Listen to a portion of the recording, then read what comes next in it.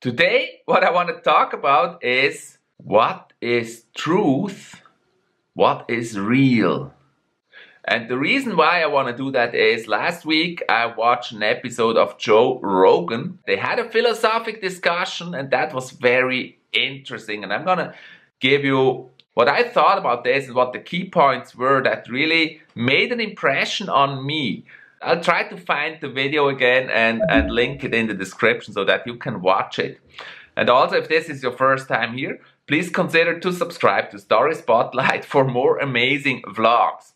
The thing is, I'm trying now to go more into free-form vlogs because managing my gaming channel, casting all those games and doing high-quality vlogs where I edit highly and stuff, that's almost impossible. So I thought I'll try just to have vlogs that are not as highly edited, but just tell you what's going on in my life, what goals and visions I follow and what I try to achieve on the way. So not creating videos, but actually document what's going on. So there was this discussion in Joe Rogan's interview and they talked about what can you actually prove. And they said that everything you prove, that's just experience from the past. Like in physics, there's usually a theory how things work. Like they explain gravity. As long as there is no other model that explains it, they take this model as true. But there may be variables that you haven't thought about.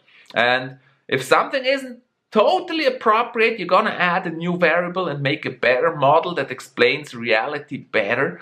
That's how physics works. I mean, we know that, that's not new. That's how physics works. So they will change the model, they'll add things to the model until it's more accurate. And whenever a model is more accurate than the previous model, they will take the new one. There's also possibility of two models that are appropriate for a certain situation, but that contradict. But physics can handle that. It's just models of the reality. And why is that? Think of it this way, the model. You say water boils at 100 degrees Celsius. That's a model. And it's true. It's usually about true. But it's not always true. So the model works. That's the model we have of reality under different circumstances. Like there is a high pressure atmosphere, it will have a higher boiling point. So the model will change. So you have to add the atmosphere as an additional variable to that. And that's how physics works. They explain reality, but there are different variables and sometimes you may not know all the variables and then your model will not work in all situations. Then you just add a variable. Now what is really cool there, one thing they discussed is this. You can't really prove things. All you can do is just deduct from your experience what's true. So he made that example like, okay, if you flip a coin, you know exactly what's going to happen. The coin's going to drop. It's either going to be head or the number or on the edge sometimes. But the thing is this, you know, you flip the coin in the air, it's going to drop. Why do you know that? Because you watched it many, many times. And because you watched it happen 1,000 times, you're going to believe it's going to happen the 1,001st time too. But where's the proof? There's no proof. It's just from experience. You know it's going to happen and that's why you think it's going to happen again. But what if you've never seen a coin? And I show you the first coin in your life. I say, this is a coin. I'm going to flip it in the air and it's going to turn into a butterfly. You will be open. You don't know what happens. So I'm going to throw the coin in the air. It's going to turn into a butterfly. I do that 1,000 times. I flip the coin in the air. It's going to be a butterfly.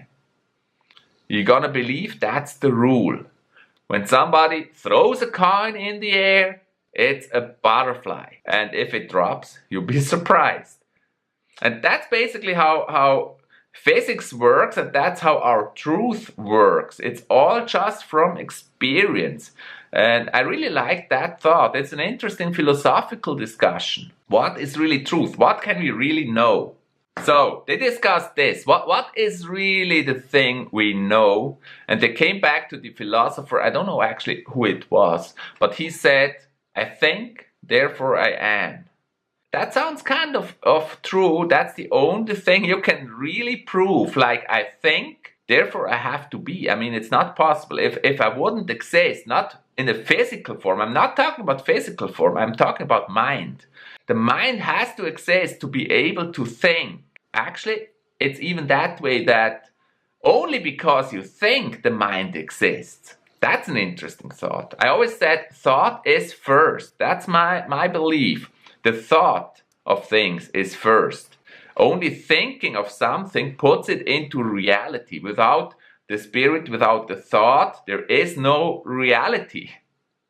Let that sink for a moment. Okay, let me give you an example here. There may be that great video out there. Just to stay in the context of videos. There may be that great video out there. Would it exist if nobody ever thought of it? No. It just wouldn't exist. So somebody had to put in thought and then created the video. It wouldn't exist if nobody thought of it. So there's always thought first. And then it materializes into reality. Everything is thought of and then materialized. Otherwise, if nobody ever thought of it, it wouldn't exist. I would even go that far and say, and that's an interesting philosophical thought, like no minds anywhere, no thoughts anywhere. And the world, would it exist? Probably not, because there would be no perception of the world. And you wouldn't know if it's there, so without thought, that's a really tough one here, it wouldn't exist. Like the video, if nobody ever thought of the video, it just wouldn't exist. Okay, it's a difficult one, I know, but let it think here. And I thought that discussion here on Joe Rogan was really interesting.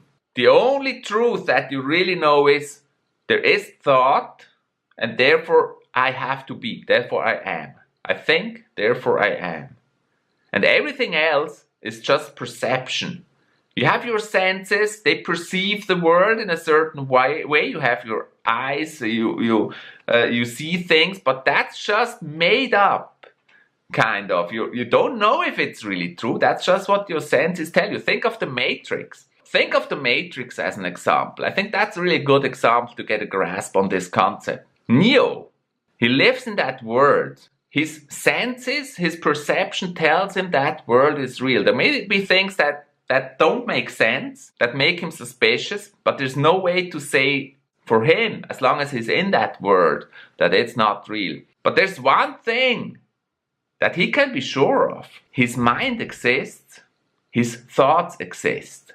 And that's the only reason that he can escape that fake world. That's the thing. He's just living there, he's having perceptions, but his mind is real. And so he can make his own thoughts, think about this world, and think about whether it's real or not. And that's the reason why he can take the pill and escape. It's happened in the Matrix, and we all don't know if we just live in a Matrix. We just believe we don't live in a Matrix. So that's the kind of philosophical thought that leads into. So I'm not really sure why this whole discussion caught my attention so much. Of course, I'm always into this kind of discussions because I love thinking about truth and reality. It's an interesting topic. But I think something you can really take from this whole thing here, what is the truth, how can you perceive the truth, is there may be many limitations in your life. People saying you can't do this, you can't do that, stuff like that. Why do you believe it? There's really no reason to believe it. They always speak just of their personal experience. Like they say, you're not gonna be successful, you gotta listen. They say from their experience. They think, but they don't know. You can overcome limitations that nobody before you thought was possible. You can do things and achieve things that a lot of people think is impossible. You can go new ways. There doesn't have to be limitations. Your mind can build the world the way you want it to be, and you can build your own success. That's really, I think, the reason why this is so important. And yeah, as I said, and I always tell my daughters, you gotta listen properly. Maybe that's a topic for another video, but if somebody tells you it's not possible, what do you hear? You hear, it's possible. If somebody tells you nobody ever did it, you're gonna hear, I'm gonna be the first one to do it. Of course, staying within the physical conditions, you cannot change them easily. You're not gonna fly all of a sudden. You don't have wings. It's a good example. I mean, people thought flying is impossible. Of course, just with your body, we're not able to fly. We know that from experience. And experience is a strong factor. People were creative and they built planes. And now all of a sudden we can fly. So there are ways.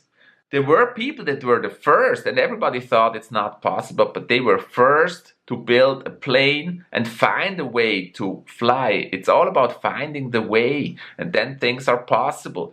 So if somebody tells you you're not good enough, what do you hear? I will be good enough. I will work and be good enough. If somebody says no, you hear, yes, I can do it. If somebody tells you they don't believe in you, you hear, I believe in me and I will prove you wrong. So that's the thought for today. There's a lot of limitations in our heads that people gave us, but that's all based just on experience, and that can be overcome. You can find solutions, and if you work hard, you can reach your goal. So that's kind of a rant here, but anyway, I hope you like this short video. Please leave a like and subscribe to Story Spotlight, and I'll see you in the next one. Bye.